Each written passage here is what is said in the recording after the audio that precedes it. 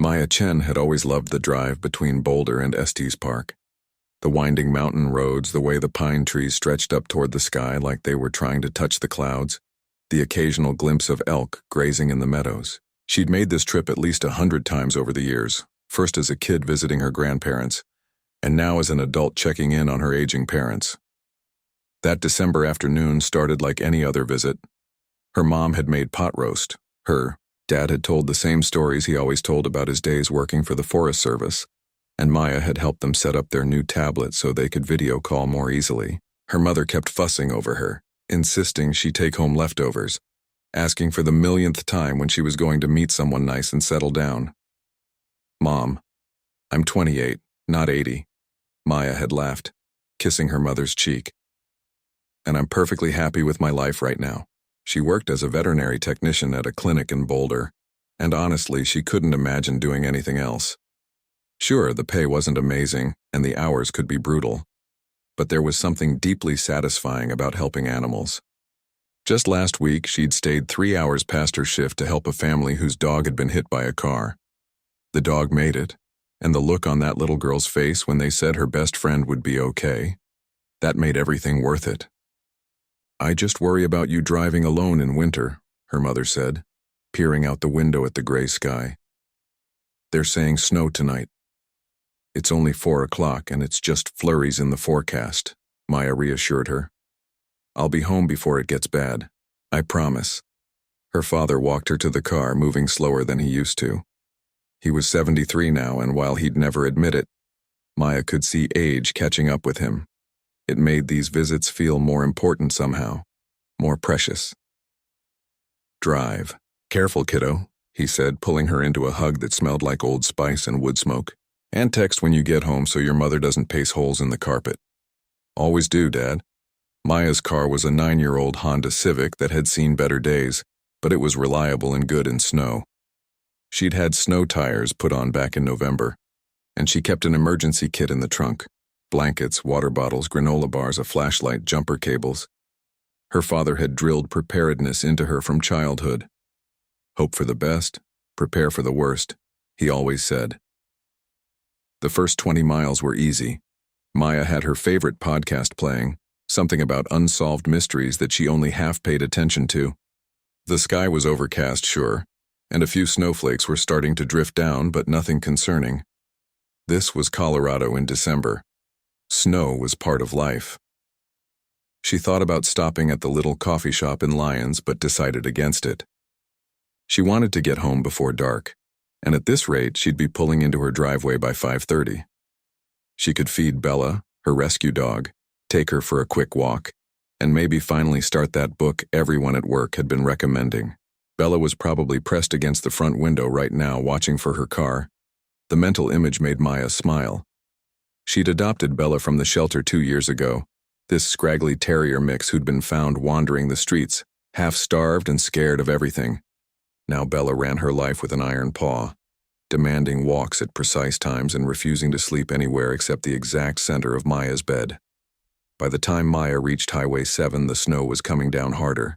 Not a blizzard, not yet, but steady, enough that she turned on her wipers and slowed down a bit.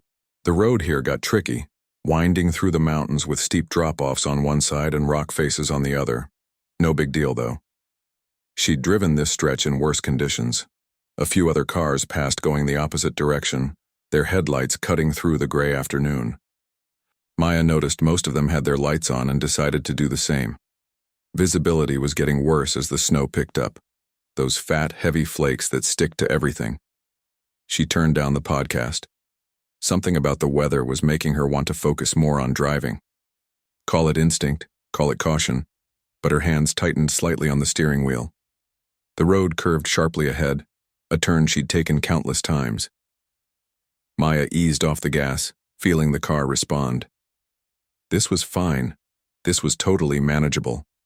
She'd driven in snow her entire life. Then her tires hit the ice. She didn't even see it. Black ice never announces itself. 1 second she was in control, the next her car was spinning. Maya's brain seemed to slow down and speed up at the same time. She remembered her father's voice teaching her to drive in snow. Turn into the skid. Don't slam the brakes. Stay calm. But there was no staying calm. The car spun once, twice, and then the guardrail was coming at her sideways. The impact was enormous. A shriek of metal that seemed to go on forever. Maya felt the car actually lift off the ground, and then they were rolling. The world became a kaleidoscope of white and green and gray. The windshield cracked. Something hit her head. Her seatbelt cut into her chest and shoulder. The car tumbled down the embankment, bouncing off trees, crushing metal, screaming in protest. When everything finally stopped, Maya couldn't breathe. The car had landed upright, which seemed impossible given what had just happened, but her chest hurt so badly from the seatbelt that she couldn't seem to get air into her lungs. Panic started to rise. Breathe. Just breathe. Finally, her lungs remembered how to work. She gasped, coughed, gasped again. Her ears were ringing. Everything hurt, but in that distant way that meant shock was setting in. Maya tried to move and immediately regretted it. Her left leg exploded in pain so intense that black spots danced across her vision. She looked down and felt her stomach drop. The dashboard had crumpled inward, pinning her leg. She could see blood seeping through her jeans. "Okay," she said out loud, voice shaking. Okay. Her phone. Where was her phone? Maya patted the passenger seat, the floor, anywhere she could reach. There, it had fallen into the footwell. She stretched, ignoring the fire in her ribs, and managed to grab it. No signal. Of course there was no signal. The car was at the bottom of a ravine, probably 40 feet below the road, surrounded by trees and rock. Maya tried honking the horn. It worked, but the sound was weak, and she could barely hear it over the wind. The battery was dying. Even if someone passed on the road above, would they hear it through the storm? She tried again. Again. Her hand on the horn was the only thing she could do, the only action available to her. After 10 minutes, she stopped. The horn was getting quieter. The battery was definitely dying, and it was getting cold fast. Really cold. Maya could see her breath now, and the snow was piling up on what was left of her windshield. Time seemed to lose meaning. Maya drifted, in and out, though she wasn't sure if she was losing consciousness or just retreating into her own head to escape the pain. She thought about Bella waiting at home, about her parents who'd expect a text soon, about the family at the clinic who'd brought their dog in last week, how grateful they'd been. She didn't want to die. The thought came crystal clear through the fog of shock and pain. She was 28 years old. She had so much left to do, to see, to experience. This couldn't be how her story ended, trapped in a crushed car at the bottom of a ravine while snow buried everything. The cold was getting worse. Maya could feel it seeping into her bones. She tried to reach the back seat where she knew her heavy winter coat was, but the way the car had crushed in made it impossible. She was wearing only her fleece jacket, which had been plenty warm in her parents' house but was basically useless now. Her leg throbbed with every heartbeat. Maya knew enough about anatomy from her work to understand she'd broken it badly. The amount of blood was concerning too, though the cold was probably slowing the bleeding. Small mercies. She must have blacked out because when she opened her eyes again it was darker. How much time had passed? An hour? 2? The snow was deeper now, the wind howling through the broken windows of her car. This was really bad. This was potentially fatal levels of bad. If she stayed in this car, she was going to freeze to death or bleed out, whichever came first. The realization hit her like ice water. Maya looked up at the embankment. Through the trees and falling snow, she could just barely make out where the road should be. So far. So impossibly far when you couldn't walk. But she had to try, using every ounce of strength she had. Maya began working on freeing her leg. The pain was indescribable. She had to stop 3 times to keep from passing out, breathing through her teeth, counting backward from 10 over and over. She found a piece of broken plastic trim and used it as a lever, wedging it under the dashboard. Push, rest, push, rest. Her arms shook with effort. Sweat ran down her face despite the cold. Finally, her leg came free. The scream that tore from Maya's throat scared her with its raw animal sound.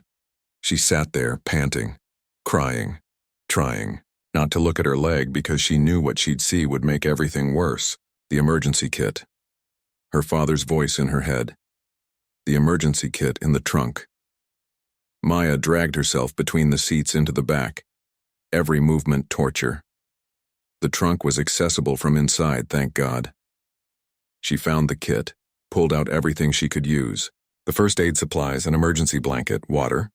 Her hands shook as she fashioned a splint using the first aid materials and another piece of broken trim. It was crude, probably not nearly enough, but it was something. She wrapped it tight, biting down on her jacket sleeve to keep from screaming again.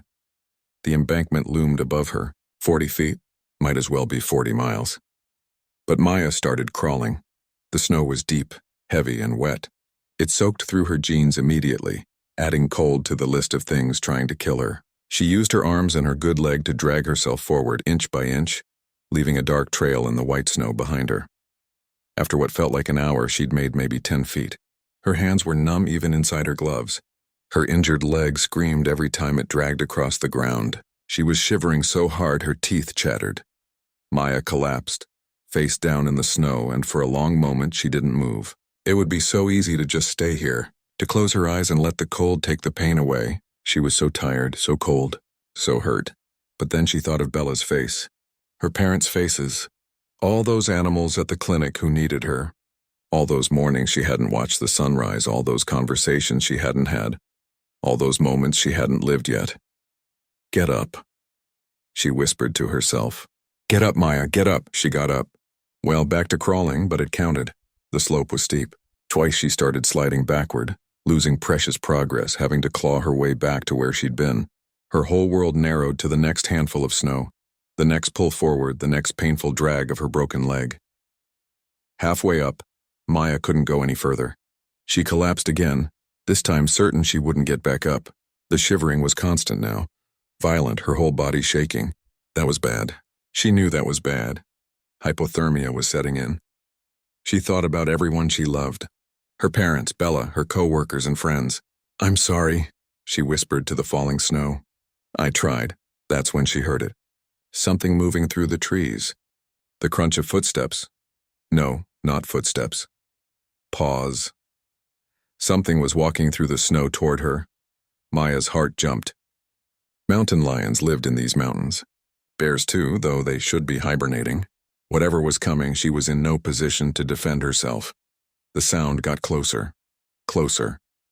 Then she saw eyes reflecting what little light remained. 2 bright points in the darkness.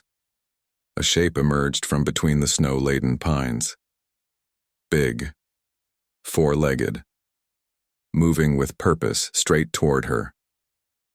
It was a dog. Maya's first instinct was fear. Pure primal fear. She was hurt, vulnerable, and something large was approaching through the darkness. Every nature documentary she'd ever watched flashed through her mind. Every warning her father had given her about wildlife in the mountains. But as the shape got closer, she could make out more details. Definitely a dog. A huge dog, but still a dog. German Shepherd, maybe? The kind of build that could be intimidating under normal circumstances, but right now, Maya was just relieved it wasn't something with claws and fangs looking for an easy meal. The dog stopped about 10 feet away, watching her. Even through the falling snow and gathering darkness, Maya could see his eyes. Intelligent eyes. Careful eyes. He wasn't growling or showing any aggression. He was just looking at her, assessing. Hey there, Maya said, her voice weak and shaky. Hey, buddy. It's okay. The dog took a few steps closer, moving cautiously like he didn't want to spook her. Maya noticed he was wearing a collar but no leash. No owner calling for him either. What was a dog doing out here alone in the middle of a snowstorm? He came right up to her, close enough that she could have touched him if she'd had the strength to lift her arm. He sniffed her injured leg so gently that it barely hurt. Then he looked at her face, and Maya could swear she saw something like concern in his expression. I'm in trouble, she whispered, stating the obvious. Pretty bad trouble. The dog seemed to understand. He moved even closer, and then, to Maya's surprise, he lay down right beside her. Not just near her, pressed against her side, his thick fur warm against her freezing body. The heat was immediate. Maya hadn't realized just how cold she'd gotten until warmth started seeping back into her. Without thinking, she wrapped her arms around the dog, pressing her face into his fur. He smelled like pine trees and snow and something else, something clean and good. The dog didn't move away. He stayed perfectly still, letting her hold on to him, sharing his body heat.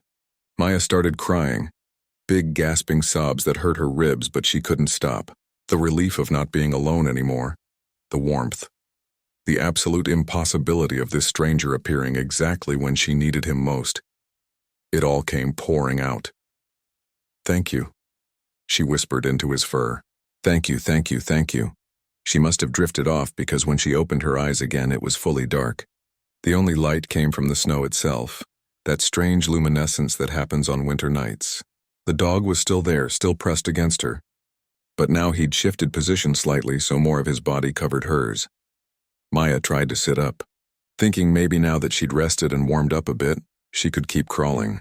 She had to get to the road, had to get help. But the moment she started to move away, the dog stood up and blocked her path. Not aggressively, he didn't growl or bare his teeth. He just firmly put himself between her and the slope leading up to the road. When she tried to go around him, he moved with her, always staying in front. "I have to keep going," Maya said, knowing it was ridiculous to argue with a dog but doing it anyway. "I can't stay here. I'll freeze." The dog looked at her, then at the dark embankment, then back at her.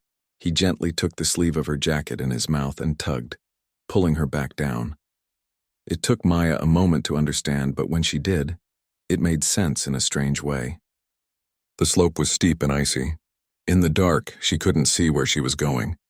If she tried to climb now, she'd probably just slide back down, wasting energy she couldn't afford to waste. Or worse, she might slide too far and hurt herself even more. The dog seemed to know this, seemed to be telling her to wait, to rest, to survive the night first, "Okay," Maya said quietly. "Okay, we'll wait for morning." The dog lay down again and Maya curled up against him. His fur was incredibly thick, built for this kind of weather. She burrowed into it like he was a living blanket, and he adjusted his position to make sure she was as covered as possible. The hours that followed were the longest of Maya's life. The pain in her leg was constant, a throbbing ache that never quite let her sleep deeply. The cold crept in around the edges despite the dog's warmth. Every sound made her jump, the wind through the trees, snow falling from branches, the occasional crack of ice. But the dog never left.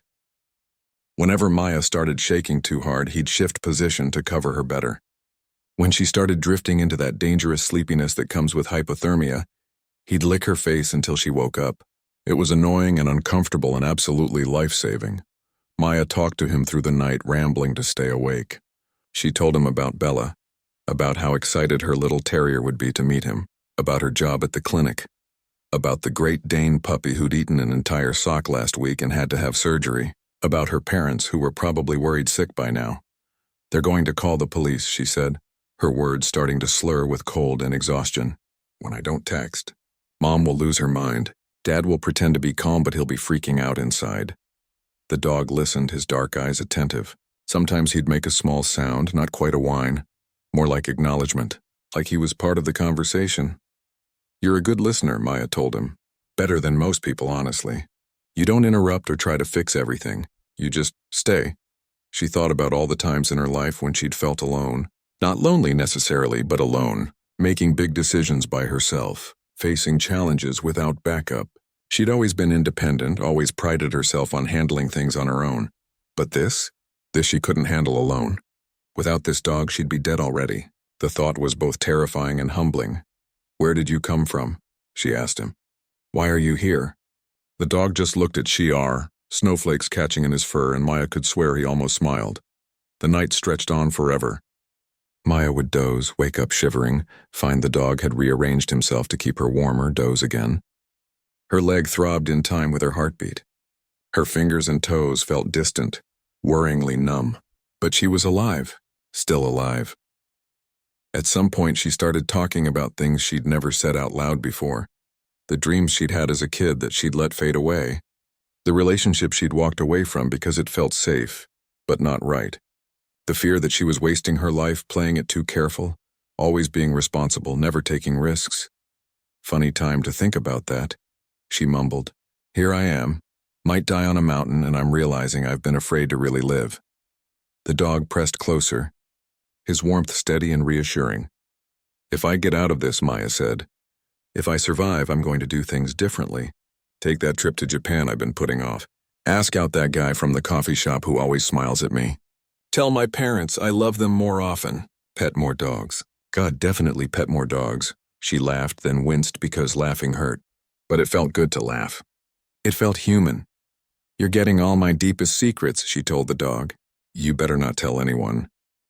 Dawn came slowly, the darkness gradually giving way to gray light.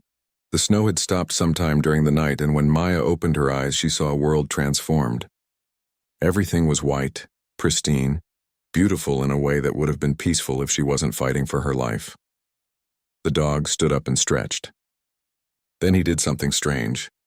He lifted his head and barked. Not just once, 3 times, deep and loud, the sound carrying through the cold morning air. Then he paused, waiting, and barked 3 more times. Maya watched, confused at first. Then she understood. He was signaling, calling for help. This wasn't random barking, it was too controlled, too purposeful.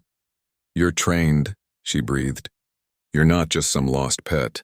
You know what you're doing. The dog kept barking in that same pattern. 3 barks, pause, 3 barks, over and over. The sound echoed off the rocks and through the trees, carrying much farther than Maya's voice could have. She tried to help, tried to call out too, but her voice was barely a croak. Her throat was raw from the cold and from breathing so hard. So she let the dog do the work, trusting him like she'd been trusting him all night. Minutes passed. The dog kept barking. Maya's hope started to fade. Maybe no one was on the road. Maybe it was too early or the road was closed because of the storm. Maybe no one would hear. Then faintly she heard something. An engine. A vehicle slowing down somewhere up on the road. The dog's barking changed, became more urgent, more excited. His tail was wagging now. He knew someone had heard. Good boy, Maya whispered. Such a good boy. The dog bounded a few steps up the embankment, still barking, then came back to Maya's side. He did this several times, run part way up, bark, come back. Like he was trying to lead whoever was up there down to where she was. A voice called out from above, masculine and concerned. Hello, someone down there? Here, Maya tried to yell, but it came out barely louder than a whisper. Help! The dog barked again, right next to her, making sure the voice knew exactly where to find them. Footsteps crunched through the snow. Someone was coming down the embankment, carefully navigating the steep slope. The dog watched, alert but not aggressive, his whole body tense with focus. A man in a state trooper uniform appeared through the trees. He was Hispanic, maybe in his 40s, with kind eyes that went wide when he saw Maya lying there in the snow. Oh my God, he said, immediately pulling out his radio. This is Rodriguez. I've got an injured woman at mile marker 47, bottom of the ravine on the west side. I need medical assistance immediately. Static crackled. Then a voice responded, confirming help was on the way. Officer Rodriguez moved closer, taking in Maya's makeshift splint, the blood on her jeans, her pale face. How long have you been down here? Since yesterday, Maya managed. Around 5. That's 14 hours, he looked shocked. How did you survive? It got down to 15 degrees last night. Maya looked at the dog who was sitting beside her like a sentinel. Him, he kept me warm. He wouldn't leave. Rodriguez looked at the dog, really looked at him, and something crossed his face. Confusion, maybe? Recognition? But he didn't say anything, just nodded. That's one special dog, he said. You're incredibly lucky. More voices came from above. The rescue team was arriving, bringing equipment and medical supplies. Rodriguez called up to them, coordinating the rescue. We're going to get you out of here, he told Maya. Just hang on a little longer. Paramedics made their way down, carrying a stretcher and bags of equipment. They worked quickly, efficiently, taking her vital signs, stabilizing her leg properly, wrapping her in heated blankets. Maya watched it all through a haze, exhausted beyond measure. One of the paramedics, a woman with red hair pulled back in a ponytail, whistled low when she saw the thermometer reading. Core temp is 89 degrees. That's severe hypothermia territory. You should be in much worse shape than you are. The dog, Maya said again. He kept me warm. The paramedic glanced at the German shepherd who was watching the whole operation calmly. Well, he saved your life then. No question.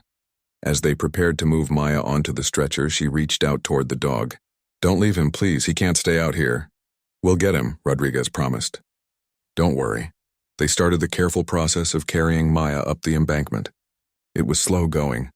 The slope was treacherous and they couldn't risk dropping her.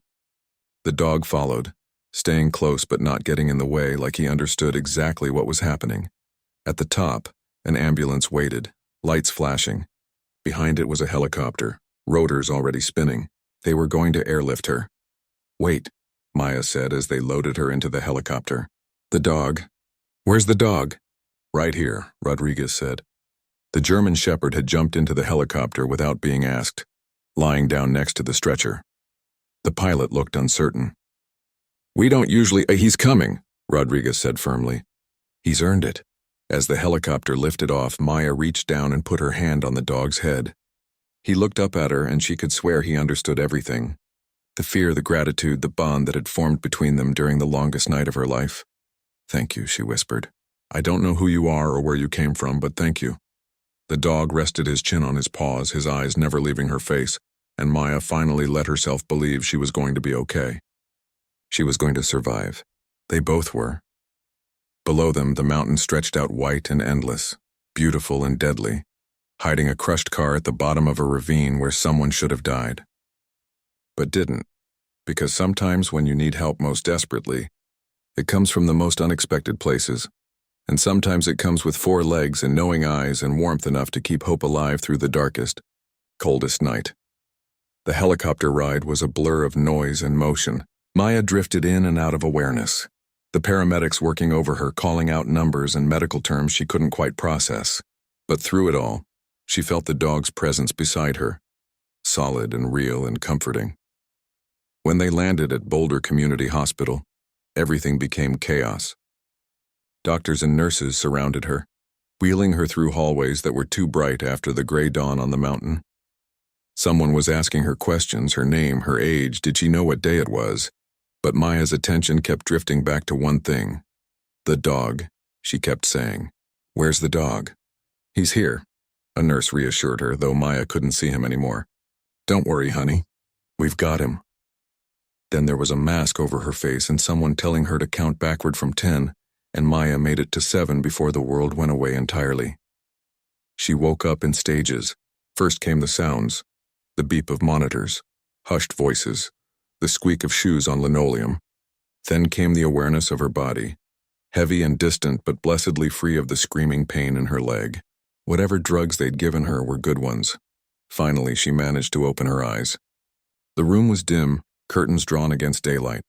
Her mother was asleep in a chair beside the bed, her father standing at the window, silhouetted against the light filtering through the blinds. "Dad?" Maya's voice came out as a croak. Her father spun around, and the relief that flooded his face made Maya's throat tight. He was at her bedside in 2 strides, grabbing her hand like he was afraid she'd disappear. "Maya." "Oh, thank God, thank God." Her father wasn't a crier, but his eyes were red-rimmed and wet. The movement woke her mother, who let out a small cry and rushed to the other side of the bed. For a few minutes there was just crying and hand-holding and her mother's repeated litany of "my baby, my baby, my baby." "How long?" Maya finally asked. "You've been in surgery for 6 hours," her father said, his voice rough. "They had to put pins in your leg, repair some torn muscles. The doctor said you're lucky. Another hour out there and you might have lost the leg entirely. Or worse." Maya closed her eyes, letting that sink in. Another hour. She'd been that close. "The dog," she said, opening her eyes again. "There was a dog. Is he okay?" Her parents exchanged a glance, something passing between them that Maya couldn't quite read. "He's here," her mother said. "The hospital staff tried to take him to animal control, but he got so upset they decided to let him stay. He's been lying outside your surgical suite the entire time. Wouldn't move for anything. I want to see him." "Maya, you just had major surgery," her father started. "Please." Something in her voice must have convinced them because her mother nodded and left the room. She came back a few minutes later, and behind her, padding quietly on the hospital floor, was the German Shepherd. He looked exactly as Maya remembered, huge, dignified, with those intelligent dark eyes. When he saw she was awake, his tail started wagging and he came straight to her bedside. "Hey, buddy," Maya whispered, reaching out to touch his head. His fur was soft and still smelled faintly of pine and snow. "You made it too." The dog rested his chin gently on the edge of her bed, careful not to jostle her, and Maya felt tears sliding down her cheeks again. She was crying a lot lately, probably the drugs or the trauma, or just the sheer overwhelming relief of being alive. Her father was watching the dog with an odd expression. "The officer who found you, Rodriguez, he's been asking questions about this dog. Says there's something he needs to figure out." "What do you mean?" "He wants to talk to you when you're feeling up to it. Something about the dog's collar." Maya looked down at the German Shepherd. She hadn't really examined his collar before. She'd been too busy trying not to die. But now she could see it was old, worn leather, with a small metal tag that had been rubbed almost smooth by time and weather. Officer Rodriguez showed up about an hour later, after Maya's parents had gone to get coffee and she'd managed to eat some applesauce and drink some water without feeling nauseous. The dog, who hospital staff had apparently given up trying to remove, was lying on the floor beside her bed. "How are you feeling?" Rodriguez asked, pulling up a chair. "Like I got hit by a truck and then slept in a freezer," Maya said. "But alive, so I'm not complaining." Rodriguez smiled, but it didn't quite reach his eyes. He looked troubled. "I need to ask you some questions about your rescue. About this dog specifically." "Okay. You said he kept you warm all night, that he seemed trained. The way he barked for help was deliberate, you said?" "Yeah. He knew exactly what he was doing. And when I tried to climb in the dark, he stopped me, like he knew I'd just hurt myself worse." Rodriguez nodded slowly. "I managed to read the phone number on his collar this morning. It was almost worn off, but I enhanced it enough to make it out." "So you found his owner?" "That's the thing." Rodriguez leaned forward, his expression serious. "I called the number. It belongs to a woman named Dorothy Henderson. She lives in Estes Park, not far from where you had your accident." "That's great. She must be so worried. Maya, she told me this dog died 3 years ago." The words hung in the air. Maya stared at Rodriguez, trying to process what he'd just said. "That's not possible. He's right here." "I know. I saw him too. I took pictures." Rodriguez pulled out his phone, scrolling through photos. But Dorothy was very clear. This dog, his name is Duke, by the way, was her late husband's search and rescue dog. He died of old age 3 years ago. She had him cremated. Maya looked down at Duke, who was watching both of them calmly. "There has to be a mistake. Maybe it's a different dog that looks similar. That's what I thought. But Dorothy is willing to come here and look at him herself," she sounded. "I don't know." Shaken up. "She said Duke's collar went missing from her house about 6 months ago. She thought she'd lost it somewhere." "How does a collar go missing from a house?" "That's what I'd like to know."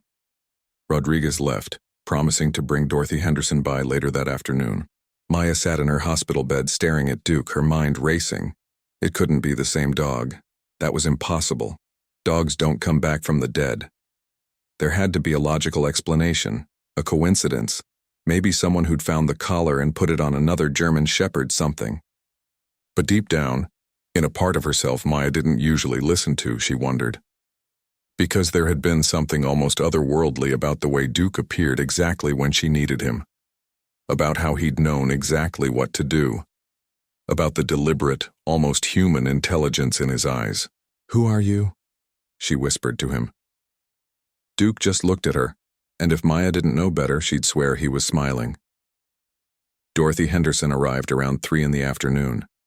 She was in her mid-70s, small and thin, with white hair pulled back in a bun and eyes that had seen a lot of life.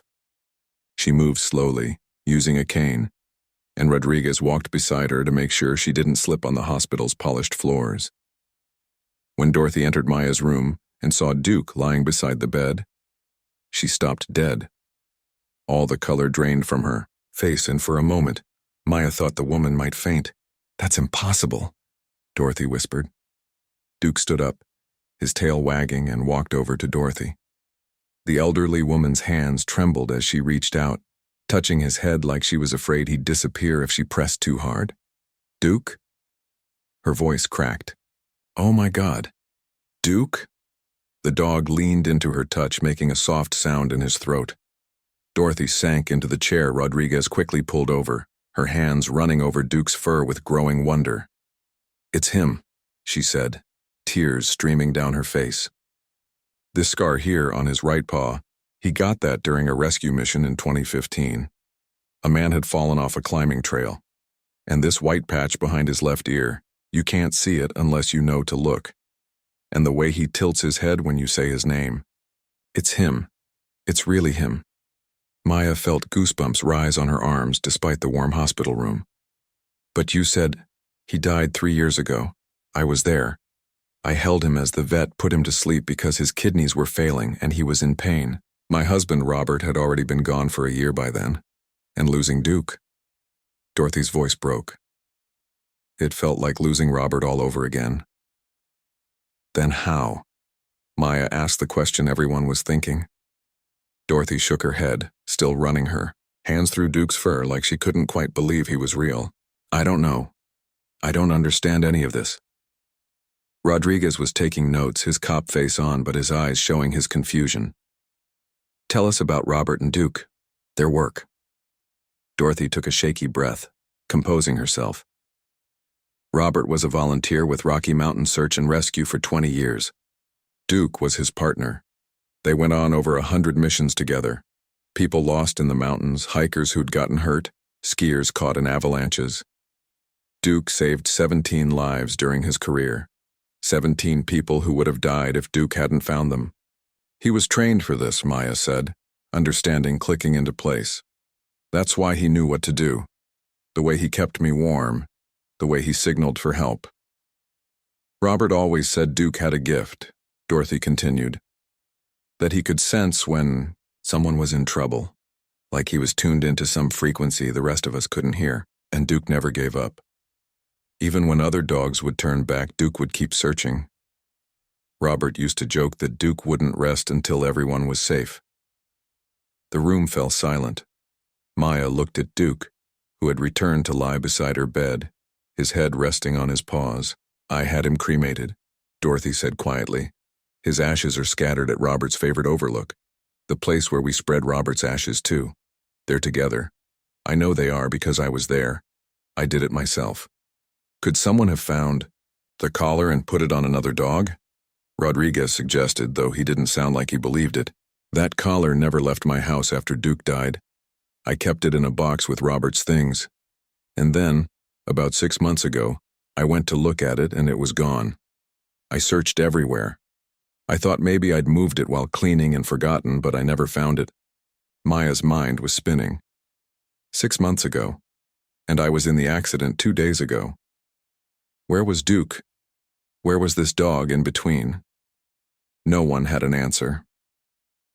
Dorothy stayed for another hour, sitting with Duke, telling Maya and Rodriguez stories about the rescues Duke had been part of. The little girl found after being lost for 2 days in Rocky Mountain National Park. The teenager who'd broken his leg on a trail and would have died of exposure if Duke hadn't found him. The elderly man with dementia who'd wandered away from his care home. He was always gentle with the people he found, Dorothy said. Robert said Duke understood that scared people needed comfort as much as they needed rescue. He'd lie down next to them, keep them warm, keep them calm until help arrived, just like he did with you. When Dorothy finally stood to leave, Duke got up too. For a moment, Maya thought he was going to leave with Dorothy, and panic flared in her chest. She didn't want him to go. Not yet. But Duke just walked Dorothy to the door, let her hug him, one more time, then returned to Maya's bedside and lay down. "He's chosen to stay with you," Dorothy said softly from the doorway. That's what Robert would have said. Duke always knew who needed him most. After Dorothy left, Rodriguez lingered. He was flipping through his phone, looking at the photos he'd taken of Duke during the rescue. "Look at this," he said, showing Maya his screen. The photo showed Duke sitting next to the stretcher at the top of the embankment, but there was something odd about the image. In certain light, Duke looked slightly translucent, like he wasn't quite solid. Like the camera had trouble focusing on him. "I thought my phone was glitching," Rodriguez said. "But it's the same in all the photos. And look at this one." He swiped to another image, this one from the helicopter. Duke was lying beside Maya's stretcher, but in the background through the window, you could see the trees and snow. Except you could also see them through Duke, like he was both there and not there at the same time. What does this mean? Maya asked. Though she was starting to suspect she knew, Rodriguez sat down heavily. I've been a cop for 20 years. I believe in evidence, in facts, in things that make sense, but this? He gestured at Duke. I don't have an explanation for this that makes sense. All I know is that you were dying on that mountain and someone, made sure you didn't die alone. Duke's tail thumped once against the floor, and Maya could swear he looked pleased with himself. That night, after her parents had gone home to rest and the hospital had grown quiet, Maya lay in the dark and watched Duke sleeping beside her bed. In the dim light from the monitors, she could see his chest rising and falling with each breath. He looked solid, real, completely normal. But she'd seen those photos. She'd heard Dorothy's story. She knew something impossible had happened on that mountain. I don't know what you are, she whispered to the sleeping dog. I don't know if you're really here or if you're something else, but you saved my life. You stayed with me when I thought I was going to die alone. So thank you. However this works, whatever this is, thank you. Duke opened one eye, looked at her, and his tail thumped twice. Then he went back to sleep, looking for all the world like any ordinary dog keeping watch over someone he'd decided to protect. And Maya, exhausted and confused and grateful beyond words, finally let herself sleep too, knowing that whatever mysteries tomorrow might bring, tonight she was safe. Maya spent 3 more days in the hospital, 3 days of physical therapy, of doctors checking her leg, of nurses commenting on her miraculous recovery given how long she'd been exposed to the elements. And through it all, Duke stayed. The hospital had officially given up trying to remove him.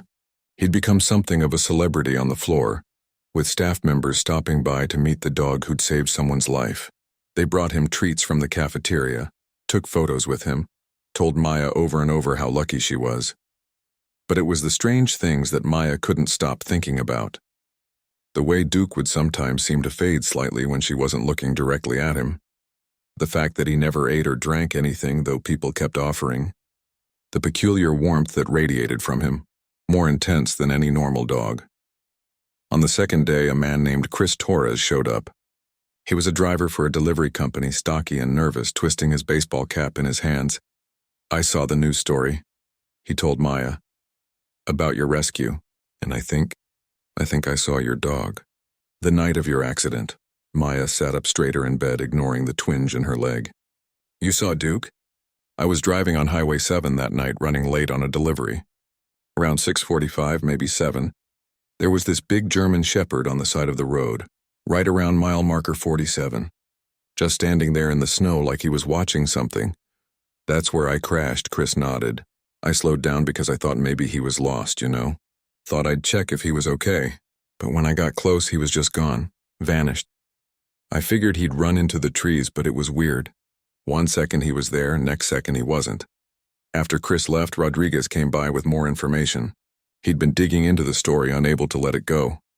I talked to the helicopter crew, he said, settling into the chair beside Maya's bed. Asked them about Duke. They all remember him being there, remember him jumping into the helicopter. But when I asked them to describe him, they got these confused looks, like they remembered the idea of a dog more than the actual dog itself. What does that mean? Rodriguez pulled out a folder. I also requested the veterinary records from Dorothy, Duke's dental records, his medical history, even photos from when he was alive. Everything matches the dog that's been staying with you. The scar on his paw, the white patch behind his ear, even his weight and measurements. It's the same dog. But he's been dead for 3 years. According to every official record, yes. Duke, lying in his usual spot beside Maya's bed, looked up at both of them with those knowing eyes. His tail wagged once slowly, like he was amused by their confusion. Maya reached down to scratch behind his ears, and Duke leaned into her touch. He felt completely solid, completely real. Warm fur, the hard bone of his skull beneath, the slight dampness of his nose when he nudged her hand. I keep trying to find a rational explanation, Rodriguez admitted. Maybe someone cloned him. Maybe there's a dog out there who happens to be his identical twin. Maybe Dorothy's memory is wrong about the cremation, or there was a mix-up at the vet or something. But you don't believe any of that? No, Rodriguez said quietly. I don't. I think something impossible happened on that mountain, and I think we're never going to understand it. That afternoon, Dorothy came back to visit. She brought a photo album, old and worn, filled with pictures of Duke and Robert on their rescue missions. Maya spent an hour looking through them while Dorothy told stories. There was Duke as a puppy, all oversized paws and floppy ears. Duke graduating from search and rescue training wearing a little vest that said certified. Duke standing proudly next to Robert after finding a missing hiker. Duke sleeping on the couch with his head in Robert's lap. Duke growing older, his muzzle turning gray but his eyes still bright and alert. Robert used to say Duke wasn't just a dog. Dorothy said softly. He'd say Duke had an old soul, that he understood things most animals don't. I always thought he was being sentimental, because he loved that dog so much. But now, Dorothy looked at Duke, who was watching them both. Now I think maybe Robert saw something I didn't. Maybe Duke really was different, special. Can I ask you something? Maya said, when Duke died, how did you know it was time? Dorothy's eyes grew distant. He stopped eating, stopped wanting to go outside. He'd just lie in his bed and look at the door like he was waiting for Robert to come home. The vet said his kidneys were failing, that he was in pain, but I think Duke's heart was just broken. He missed Robert so much, and now he's back. Now he's back, Dorothy echoed. And I keep asking myself why. Why now? Why you? Maya had been wondering the same thing. She wasn't anyone special, just a vet tech who happened to crash her car in a snowstorm. There were probably hundreds of people who'd been in trouble that night, all across Colorado. Why had Duke chosen her? Robert had a philosophy, Dorothy said. He believed everyone's life had value. Didn't matter if you were rich or poor, young or old, important or ordinary. He said every person deserved to be found, to be saved. And Duke understood that. Duke never gave up on anyone. That evening, after Dorothy left, Maya's best friend Keisha came to visit. They'd known each other since college, and Keisha had driven straight from Denver the moment she heard about the accident. Girl, you look terrible, Keisha said, which was her way of saying she'd been worried sick. Thanks. You always know just what to say. Keisha pulled up a chair, eyeing Duke suspiciously. So this is the famous miracle dog everyone's talking about. He looks pretty normal to me. He's not normal. Yeah, I've been reading the articles. Dead dog comes back to life, saves woman from freezing. It's all over social media. People are calling it a Christmas miracle. It's not even Christmas yet. Close enough. Keisha leaned forward. Seriously though, Maya, are you okay? And I don't mean the leg. I mean all of this. She gestured vaguely at Duke. This is some weird stuff. Maya thought about how to answer. I don't know what happened. I don't know if Duke is really here or if I'm seeing something that isn't real, or if there's some explanation we just haven't found yet. But I know that I was dying and he saved me. That's all that matters, is it though? Keisha asked gently. Because you're going to get out of this hospital eventually, and people are going to want answers. The news is already calling. There's a reporter in the lobby right now trying to get up here. I don't have answers to give them. Maybe that's okay. Maybe some things aren't meant to be explained. That night, Maya couldn't sleep. Her leg was aching despite the pain medication, and her mind wouldn't stop racing. She kept thinking about Robert Henderson, who'd spent 20 years climbing mountains in the worst weather to find lost strangers. About Duke, who'd done the same thing without question or complaint. Did Robert send you? She whispered to Duke in the darkness. Is that what this is? Did he somehow know I'd need help? Duke lifted his head, looking at her with those impossibly intelligent eyes. Then he stood up, stretched, and did something he hadn't done before. He jumped up onto the hospital bed, carefully avoiding her injured leg, and curled up beside her. The warmth was immediate and overwhelming, just like it had been on the mountain.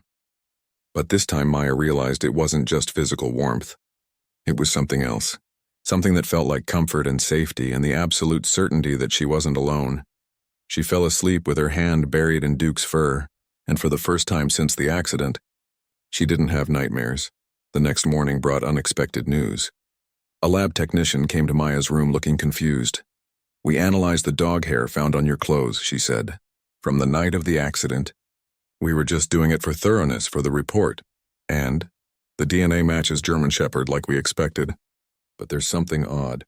The cellular structure is, I don't know how to explain this. It's degraded in a way that's consistent with samples that are very old. Years old, but the hair itself looks fresh. What does that mean? The technician shook her head. Honestly, I have no idea. I've never seen anything like it. It's like the hair is both new and ancient at the same time. After she left, Maya looked at Rodriguez, who'd been there for the whole conversation. Everything about this is impossible. Yeah, he agreed. But you're alive. That's not impossible. That's real. Maya's parents arrived mid-morning with good news. The doctors were clearing her to go home. Her leg would need months of physical therapy, but she was stable enough to leave the hospital. What about Duke? Her mother asked, glancing at the German shepherd. What about him? Well, is he coming home with you? Does he belong to Dorothy? What's the plan? Maya looked at Duke, who looked back at her steadily. I don't know. Dorothy says he's choosing to stay with me, but I don't even know if he's really here.